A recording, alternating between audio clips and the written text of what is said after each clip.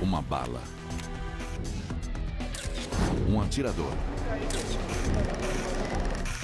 Uma conclusão oficial da qual 75% dos norte-americanos duvidam. A ideia de que alguém pudesse pegar essa porcaria e atirar num alvo móvel é ridícula.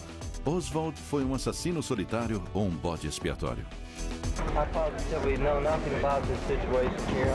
Uma nova prova, não apenas uma, mas 3 tentativas de assassinato. Após 4 décadas, o assassinato de Kennedy permanece como uma das maiores histórias não contadas. Pistas perturbadoras sobre um golpe da máfia, uma farsa do governo. Nós temos documentos da CIA que comprovam. E um esquema presidencial que permitiu que isso acontecesse.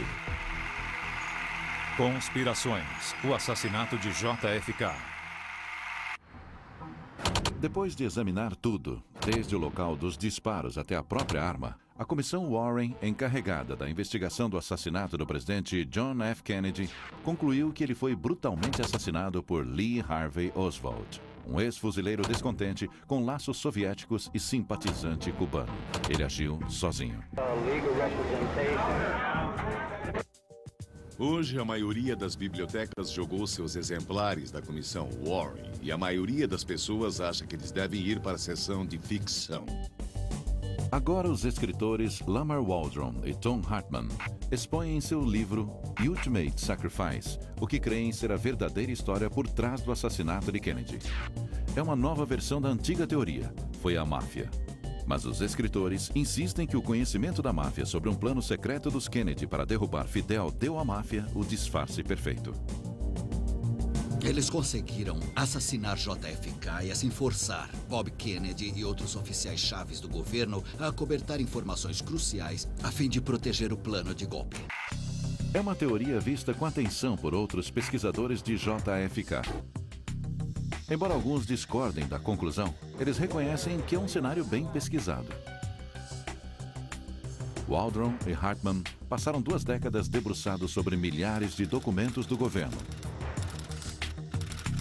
e entrevistaram personagens chaves com revelações a fazer. Esta é a prova. 22 de novembro de 1963. O presidente Kennedy morreu aproximadamente a 1 hora, horário oficial, há cerca de 35 minutos. Enquanto o país estava envolto em choque e descrença, a milhares de quilômetros de Dallas, em um restaurante em Tampa, acontecia uma comemoração. O mafioso santo traficante ergueu sua taça e brindou o assassinato de John F. Kennedy. Para o mafioso Dom Carlos Marcello, em Nova Orleans, e para Johnny Rosselli, em Chicago, a notícia também era boa. A morte do presidente marca o fim da cruzada de Bob Kennedy contra eles. Uma campanha implacável que resultou em um número de ações contra o crime organizado 12 vezes maior do que em qualquer outra época. Carlos Marcello explicou assim: se cortassem a cauda do cachorro, matar Bob Kennedy, a cabeça do cachorro, JFK, viraria e morderia. No entanto, cortando a cabeça do cachorro, matando o JFK, a cauda do cachorro pararia de abanar sozinha. Sussurros de um golpe da máfia contra o presidente começaram a circular quase imediatamente. Não é segredo que a máfia odiava a família Kennedy. Well, we have organized crime and some big gangsters and hoodlums. O motivo mais forte para o crime é autodefesa. E em se tratando da máfia, tenho certeza que eles viram isso como autodefesa. Depois que JFK foi enterrado, Bob ficou literalmente despedaçado, uma fração do que havia sido. Todos os processos contra a máfia recuaram. Bob estava em um jogo perigoso, perseguindo gangsters perigosos, enquanto sua família tinha um relacionamento complicado com eles. Desde a venda ilegal de bebidas do pai até o relacionamento de JFK com uma namorada do chefão. Mas outra ligação com a máfia viria a derrubar o presidente. Houve um acordo para usar a máfia para se livrar de Fidel. Durante anos, a CIA recrutou a máfia para ajudar a derrubar Fidel.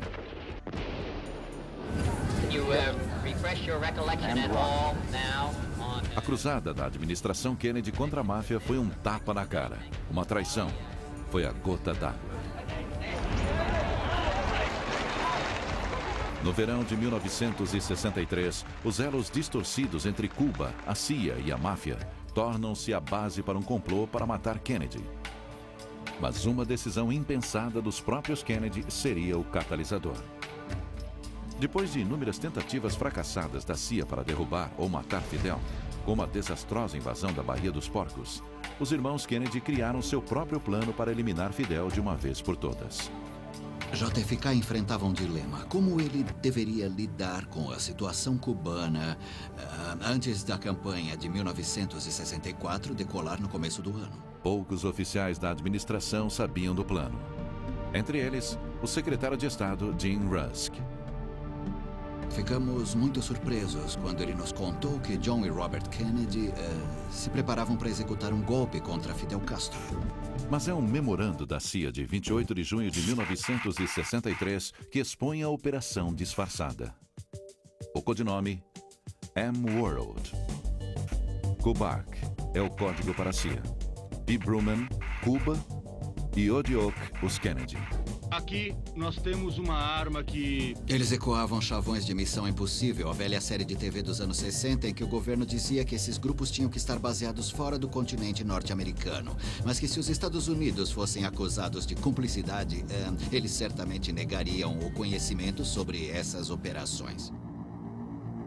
Esse documento da CIA, que já foi secreto, revela a data marcada para o golpe, 1º de dezembro de 1963. Faltavam poucos meses. Bob Kennedy se esforçava para evitar que o presidente fosse ligado diretamente ao M-World. O próprio Bob encontrou os líderes exilados cubanos para planejar o golpe.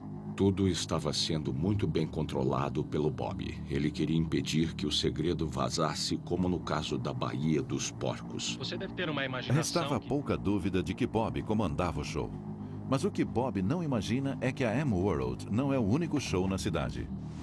Mesmo quando a CIA destacou agentes secretos para o plano do golpe dos Kennedy sem que os irmãos soubessem, a agência continuava a tramar em segredo com a máfia para matar Fidel.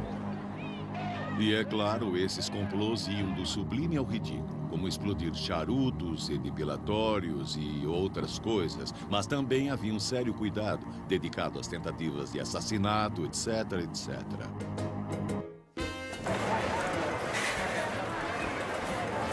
Era um arranjo satisfatório para ambos. A máfia tinha ligações proveitosas com o submundo cubano, enquanto a CIA fechava os olhos para os jogos lucrativos, venda de armas e tráfico de drogas da máfia de lá. Os complôs da CIA-máfia para assassinar Fidel Castro, dos quais hoje temos ciência, prosseguiram sem o conhecimento nem aprovação do presidente Kennedy.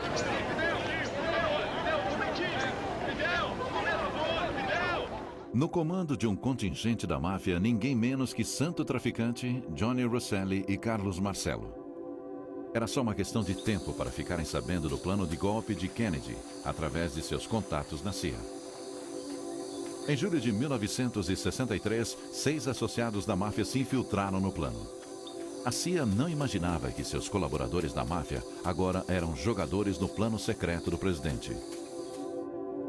Waldron e Hartman acreditam ter descoberto a evidência que prova que tal cadeia de eventos aconteceu. Temos até documentos da CIA que mostram claramente que um líder exilado cubano-chave, nesse caso Tony Verona, recebeu $200 mil da máfia de Rosselli em Chicago no verão de 1963. Mas a máfia percebeu que era uma oportunidade única para executar o que ninguém jamais ousara considerar. Sob a proteção da CIA, à sombra de um golpe secreto, nascia o complô de um assassinato presidencial. Alguma coisa aconteceu à comitiva. O Hospital Parkland foi avisado para se preparar para um ferimento a bala grave.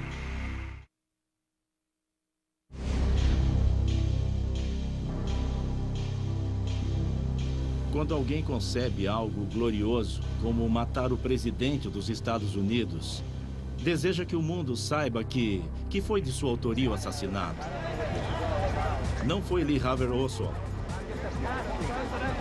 Essa velha declaração de Oswald, "eu sou um bode expiatório", se tornaria a base para numerosas teorias de conspiração cercando o assassinato do presidente Kennedy. Será que Oswald foi o bode expiatório com papel pequeno em uma grande operação? Os pesquisadores Lamar Waldron e Tom Hartman acreditam que sua nova evidência do complô da máfia torna a trama de eventos que levaram ao assassinato ainda mais sinistro. O senhor tem algo a dizer, senhor Genovese? Vai cooperar com a comissão? Em 1963, a cruzada de Bob Kennedy contra o crime organizado estava prestes a provocar uma retaliação que ele jamais cogitara. Well, you won't tell us anything about using the acid to disfigure a person, ordering someone to kill a man. Bob passa dos limites quando ele põe os olhos no chefão da máfia, Carlos Marcello, de Nova Orleans. Marcello era, segundo dizem, o chefe dos chefes, o chefão entre os chefões. E ele sempre dizia que se 3 pessoas conhecem o segredo e 2 delas estão mortas, não tem problema.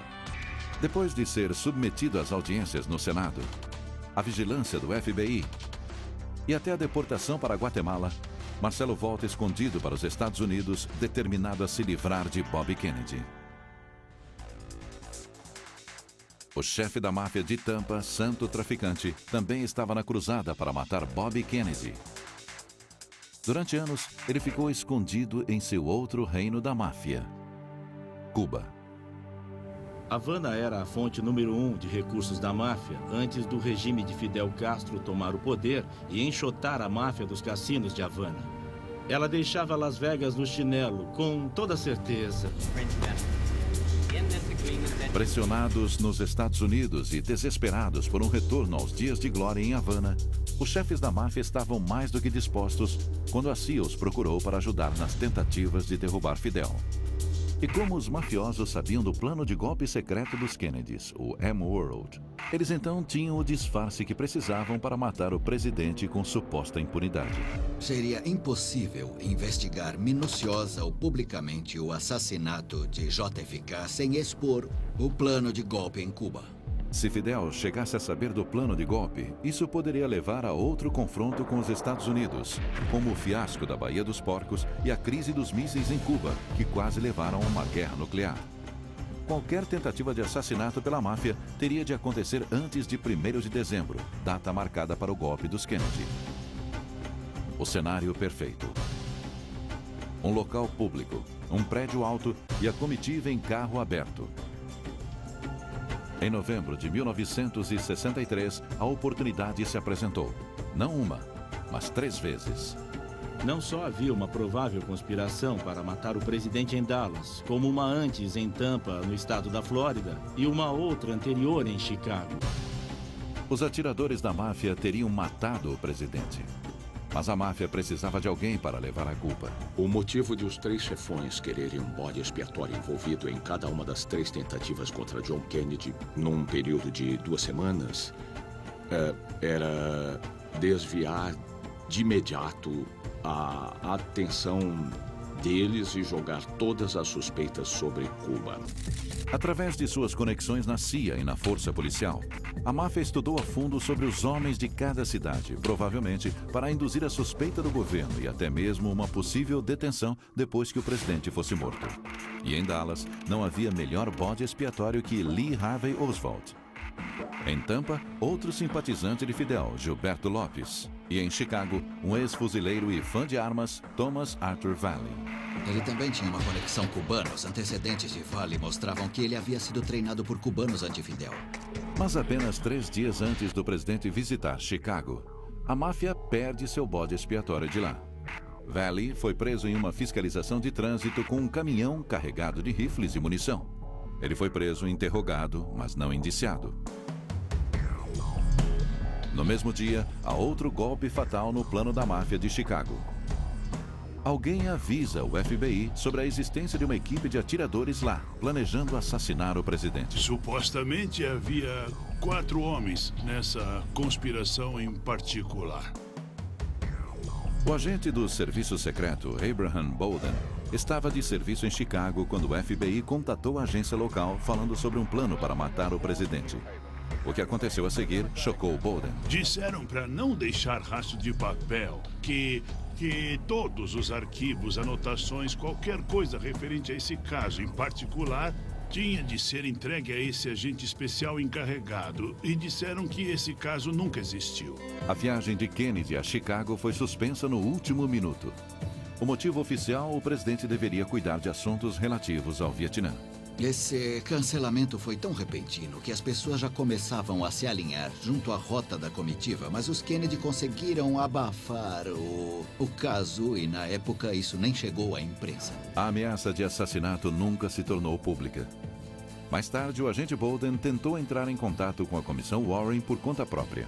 Ele sabia que enfureceria seus superiores. Eu acho que o serviço secreto queria contar uma história e eles queriam evitar qualquer contradição com a versão oficial apresentada à comissão Warren.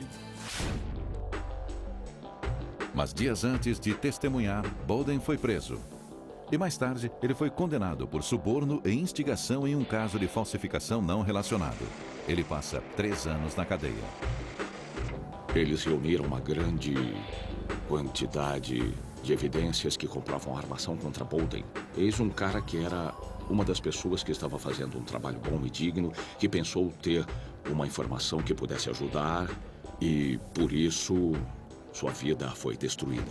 Por que não há nenhuma menção da tentativa de assassinato em Chicago no relatório da comissão Warren? Isso mostra o quanto tais tentativas eram secretas e que o sigilo que a cercava se devia a questões de segurança nacional referentes ao plano de golpe. Embora os chefões estivessem desapontados com o contratempo na primeira tentativa, o rápido abafamento da ameaça lhes deu confiança para prosseguir com uma nova tentativa de assassinato algumas semanas mais tarde.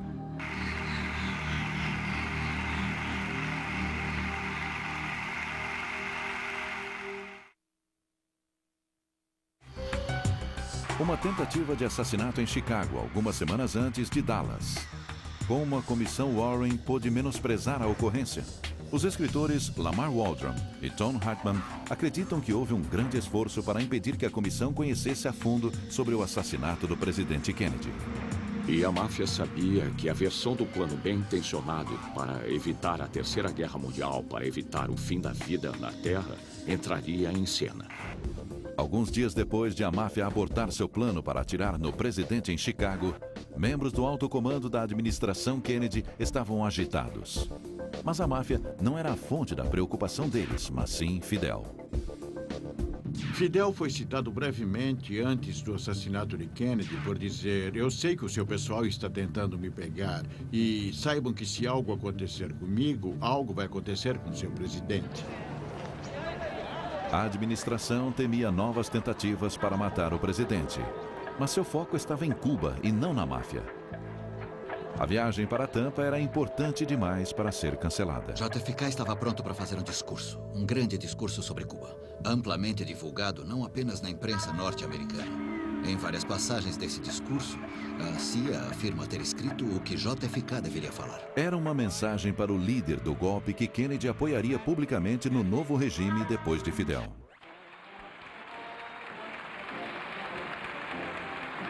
Mas pouco antes de Kennedy chegar a Tampa, a segunda tentativa de assassinato da máfia veio à tona, com a circulação dos boatos sobre o plano.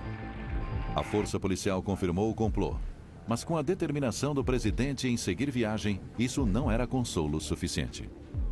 Eles estavam muito preocupados. Com um prédio alto, Floridian Hotel, o prédio mais alto de Tampa, com ampla visão para uma longa curva à esquerda do percurso.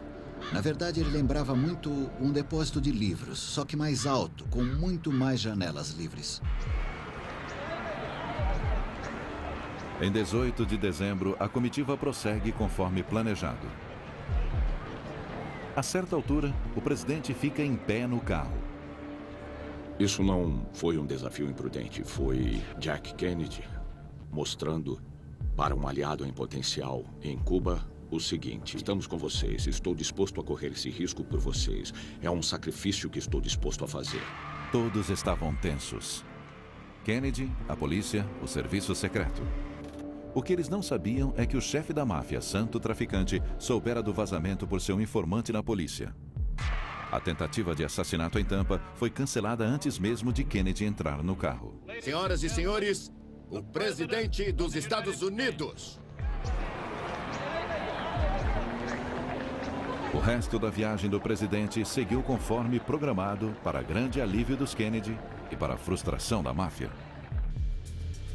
Só restava uma chance para matar o presidente antes que o plano do golpe entrasse em ação: Dallas.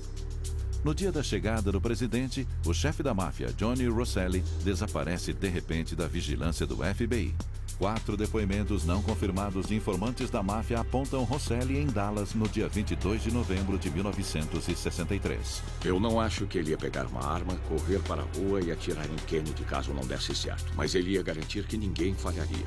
E havia mais alguém em Dallas. O proprietário de uma boate com um papel muito maior no assassinato do que o governo jamais admitiria. Jack Ruby era um gangster pequeno que se meteu com drogas, prostituição e outros ramos imorais durante várias décadas. De repente, Ruby recebe um pagamento misterioso de $7.000 e começa a falar em se mudar para a parte mais rica da cidade. Ele recebeu dos associados de Jimmy Hoffa, chefe corrupto dos caminhoneiros que tinha ligações profundas com a máfia, algumas semanas antes de Dallas. Então, mais uma vez, isso levanta todo tipo de perguntas sobre o motivo de Ruby ter recebido esse pagamento tão perto do assassinato. Como esse soldado raso da máfia se tornaria chave nesse complô para matar o presidente? Ruby era o homem da máfia com conexões na polícia de Dallas, um amigo de longa data de muitos policiais. Mas ele era mais que olhos e ouvidos da máfia. Se Oswald fosse preso pelo assassinato, seria função de Ruby matá-lo. Por quê? A teoria é que ele conseguiria entrar e sair da polícia sem problemas. Ele era o cara ideal a se contratar para matar Oswald. Ninguém, além de Ruby, conseguiria se aproximar o bastante para matar Oswald depois de ele ser preso. Na manhã de 22 de novembro, milhares de pessoas se alinharam na rota da comitiva presidencial em Dallas. O presidente estava com a primeira-dama, o governador do Texas, John Connally, e sua esposa. Não havia qualquer ameaça em Dallas. E o serviço secreto pensou que pudesse respirar aliviado, assim como o JFK. Então as pessoas, de certo modo, baixaram a guarda em Dallas. A comitiva começou à tarde. Ao 12:30, uma fila de limusines se aproximou do cruzamento da rua Houston com a Elm Street, no centro de Dallas, a Dealey Plaza. Há uma curva fechada na rua Elm. O carro reduziu quase parando. De repente, o estampido de uma arma espantou os pombos e os espectadores abaixaram procurando proteção. Em menos de 6 segundos, um presidente é baleado fatalmente. O número de tiros e a direção de que vieram seriam debatidos nos 40 anos seguintes. O rifle de Lee Harvey Oswald é uma réplica exata. A ideia de que uma pessoa que ficou 2 pontos abaixo do mínimo exigido no teste de eficiência no manuseio de armas do Exército poderia pegar esta porcaria e atirar no alvo móvel, enquadrando a cena em menos de 6 segundos, é ridículo. Não há dúvida de que Lee Harvey Oswald estava no depósito de livros escolares olhando para Dealey Plaza naquele dia.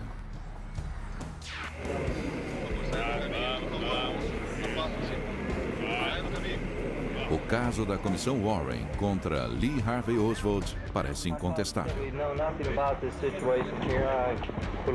Um ex-fuzileiro descontente que desertou na União Soviética e que apoia abertamente Fidel.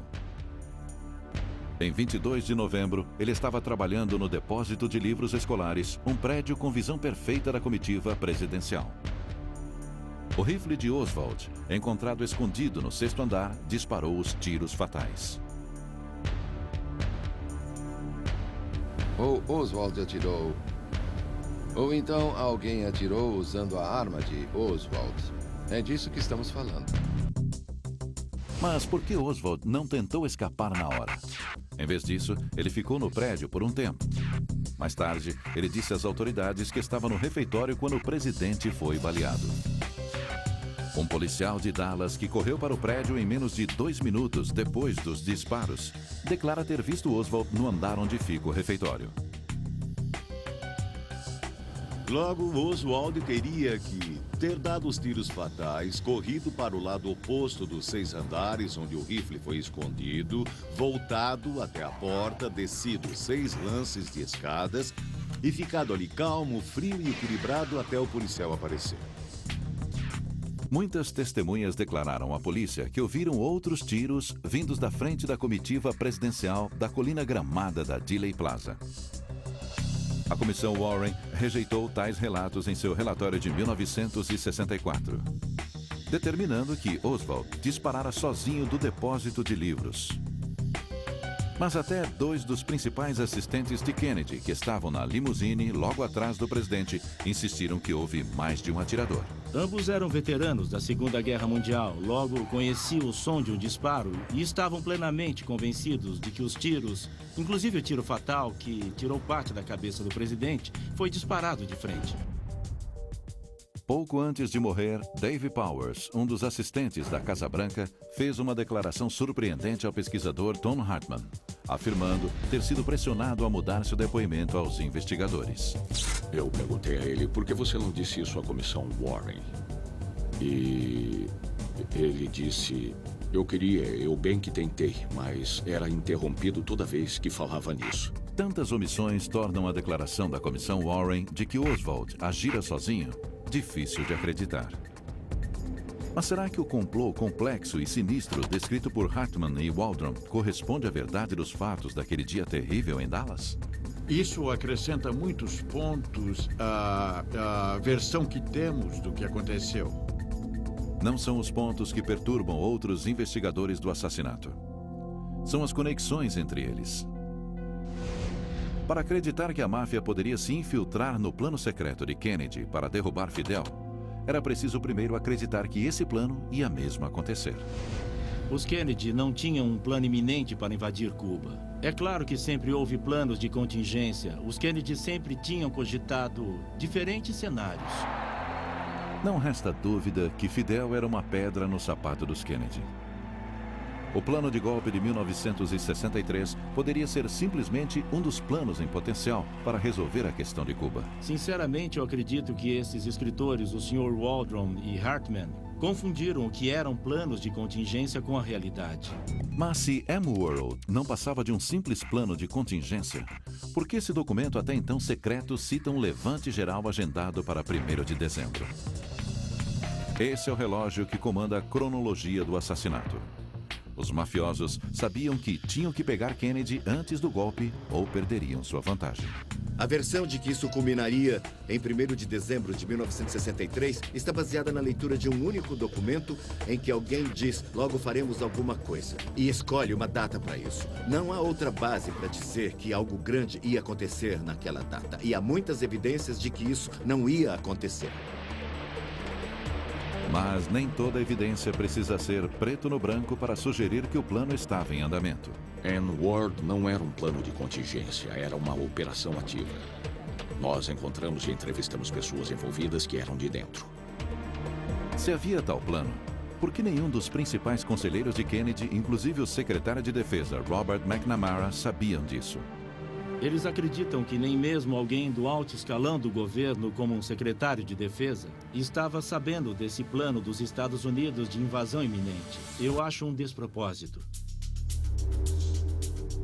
Talvez não fosse uma questão de quem ficaria sabendo do plano, e sim quando. Há um memorando que cita uma reunião a ser marcada envolvendo pessoas como o McNamara e o secretário de Estado Rusk, que desconheciam que todos esses preparativos eram de fato um plano de golpe. Essa reunião ocorreria 3 dias depois da ida de JFK a Dallas. Mas se tudo isso for verdade, a máfia teria mesmo conseguido dar o golpe final? A máfia não era capaz desse tipo de estratégia política que foi imputada a ela naquele livro. A máfia acha que poderia se safar através de contatos em Washington, acreditando que eles acobertariam seu envolvimento no assassinato. já que uma investigação poderia expor o plano de golpe dos Kennedy em Cuba com o risco de uma guerra nuclear. A visão deles da máfia é um híbrido fantástico de Tony Soprano e Henry Kissinger. Mas o vasto império da máfia e conexões com o mundo policial atestam seu poder. Esses caras dirigiam impérios que competiam com a General Motors. Eles não eram caipirões da Sicília. E havia mais. Se Kennedy tinha mesmo um plano para derrubar Fidel, os mafiosos não iriam detê-lo. Eles aprovariam. A cidade de Havana era uma fonte de renda enorme para a máfia. Eles estavam desesperados para voltar. Então, por que será que a máfia mataria o presidente Kennedy às vésperas de um complô do governo norte-americano para se livrar de Fidel Castro? Para mim, isso não faz nenhum sentido. Não faria sentido se Havana fosse a única mina de ouro da máfia. Mas não era. Cuba era café pequeno. Eles estavam se dando bem em outros lugares, estavam construindo um império nas Bahamas, tinham se infiltrado em Las Vegas. Ou seja, para eles, Cuba era uma mosca nas costas de um elefante. Finalmente, há a figura de Lee Harvey Oswald como o bode expiatório da máfia. Lee Harvey Oswald não era um garoto da máfia. Ele a derrubou para os Kennedy. Eles teriam lhe dado uma medalha, mas ele não fazia aquilo por eles. Lamar Waldron insiste que há evidências que Oswald tinha laços com o mafioso Carlos Marcello. Investigadores do Congresso, no final dos anos 70, encontraram 6 pessoas que disseram que Lee Harvey Oswald trabalhava com o piloto de Carlos Marcello e o detetive particular de Carlos Marcello no verão de 1963. A chave para desvendar o mistério do assassinato e o envolvimento da máfia estava com o homem no centro de tudo. Lee Harvey Oswald.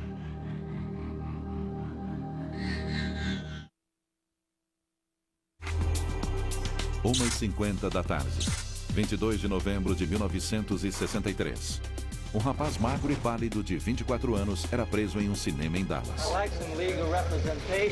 Logo, ele explodiria nos livros de história como o homem que matou JFK.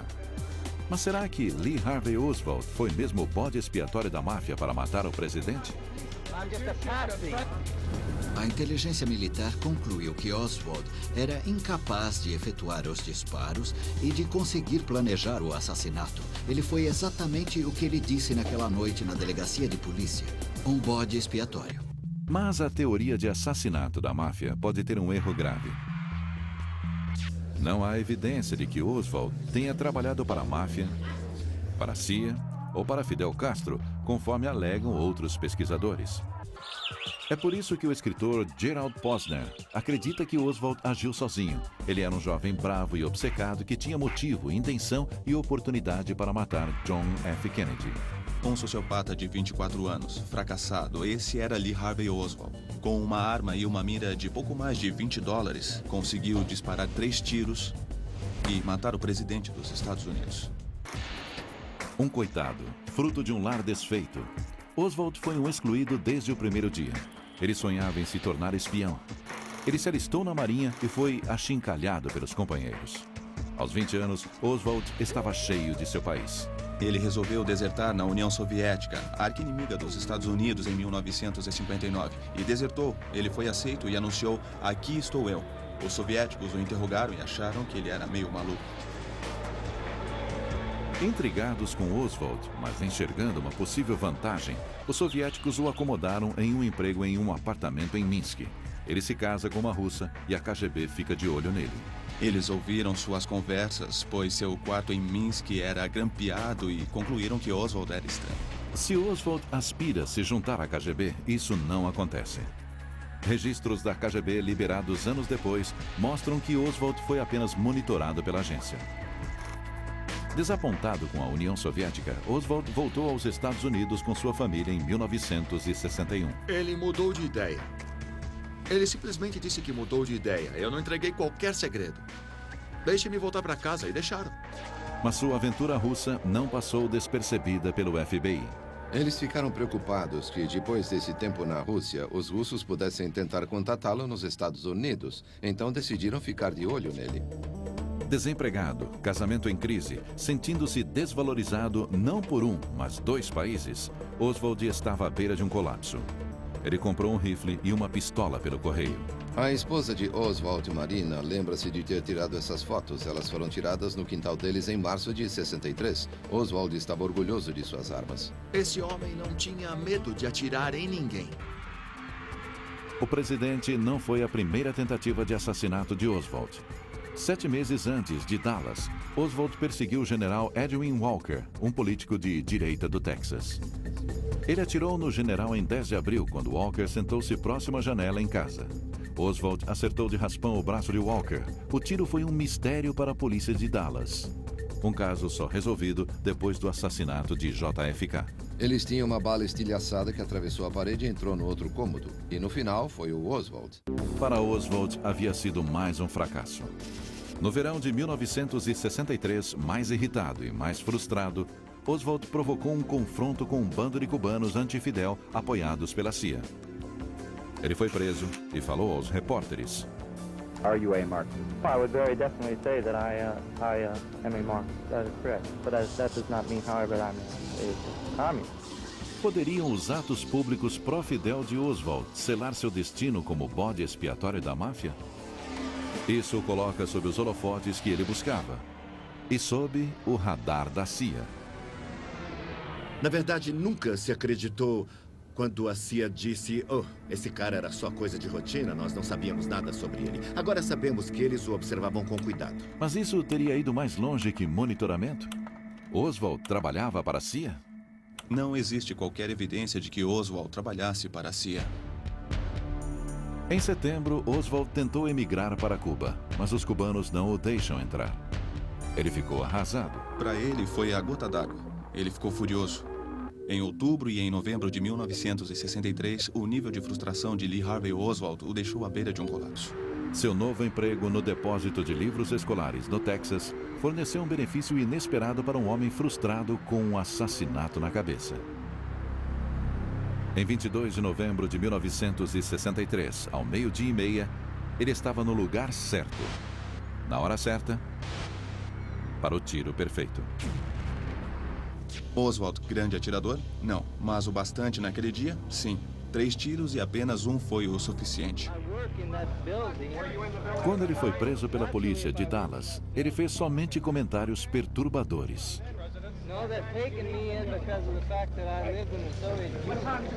Diferentemente de qualquer outro assassino na história americana, Lee Harvey Oswald não ostentou seu crime com muito orgulho. Então, 2 dias depois, em uma fração de segundo, ele é silenciado para sempre por um membro da máfia, Jack Ruby. Ele foi baleado, ele foi baleado. Foi a morte de Oswald, o fato de não ter havido julgamento, que afastou a possibilidade desse caso ter sido resolvido. Oswald levou seu segredo para o túmulo e nunca admitiu nenhuma ligação com a CIA, a máfia ou outra pessoa. Mas ainda restam muitos segredos para serem revelados, enterrados nos próprios arquivos do governo.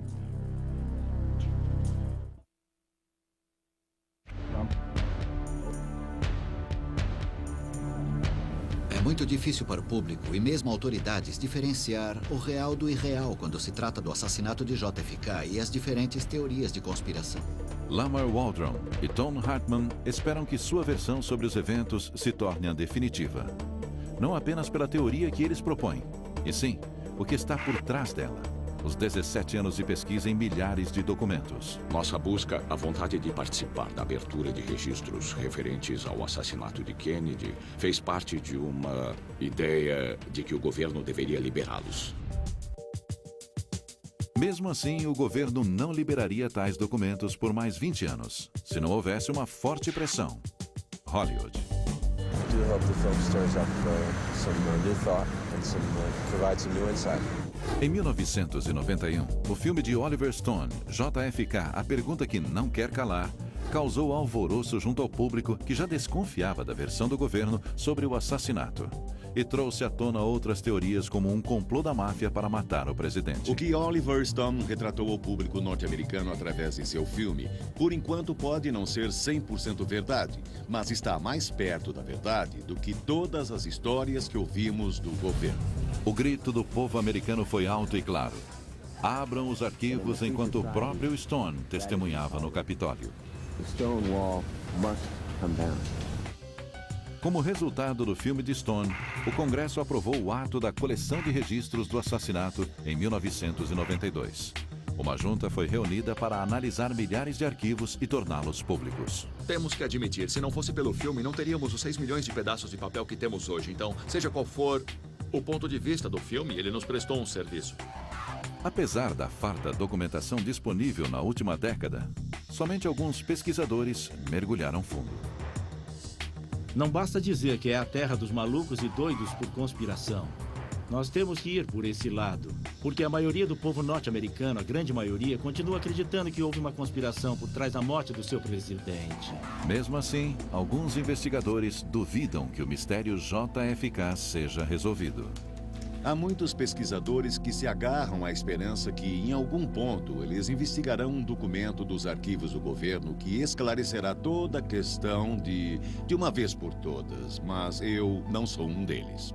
1 milhão de páginas permanecem trancadas nos cofres do governo. E elas não verão a luz do dia por mais uma década.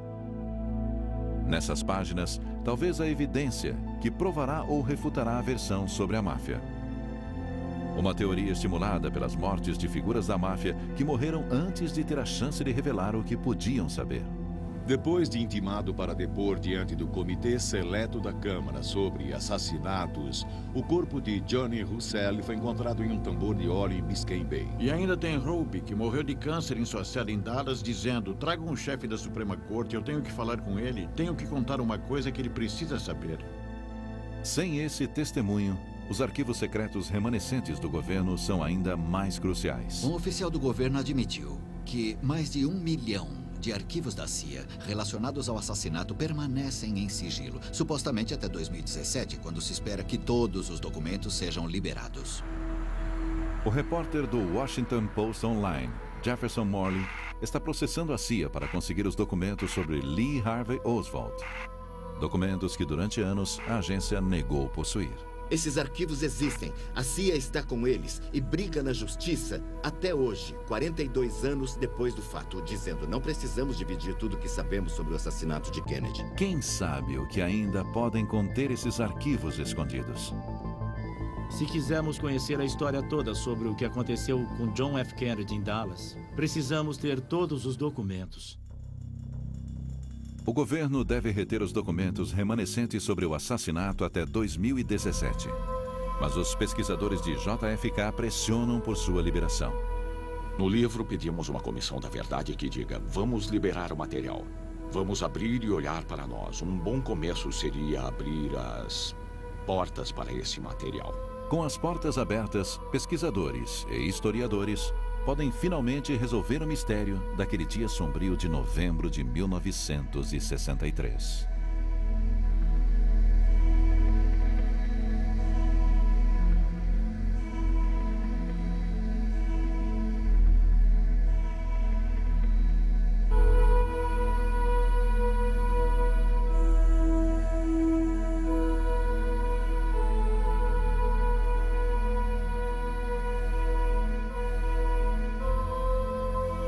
Versão brasileira, DPN Santos.